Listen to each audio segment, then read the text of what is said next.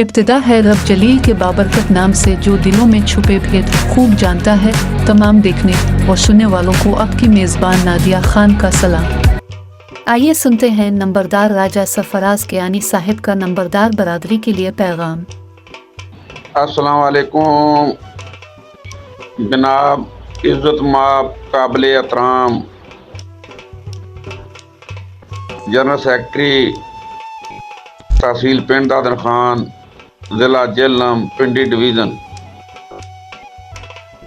अल्लाह ताला तुहानू खुश रखे। कोई गल नहीं, ਇਹ ਜਿਹੜੇ तुसां अल्फाज लिखे असल तो नकल च बाद च पता चलता वै। कुछ लोग पहला असल तो नकल की पहचान कर रहे हैं। चलो देर आए दुरुस्त आए, कोई गल नहीं। असां जनाब तुहाडियां जुत्तियां दे भी नौकर हाँ, तुहाडे ताबेदार, तुहाडे भरा। इंशाअल्लाह तुहाडी कंड नहीं लगन देंगे। साडा भी जिला झेलम ते पिंडी डिवीज़न है। इंशाअल्लाह असां तुहाडे नाल हाँ, हर वक्त तुहाडे सज्जे बाजू नाल खले हाँ। ये गल जरा लिखनी चंगी नहीं सी लगनी, साडे होने हो, साडे भरा दी कंड लगा, कंड नहीं लगन देनी। असां इंशाअल्लाह तुहाडे नाल।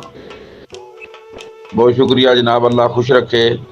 सूबाई सदर पंजाब लंबरदार राजा सरफराज कियानी, आल पाकिस्तान लंबरदार एसोसिएशन रजिस्टर्ड। बहुत शुक्रिया।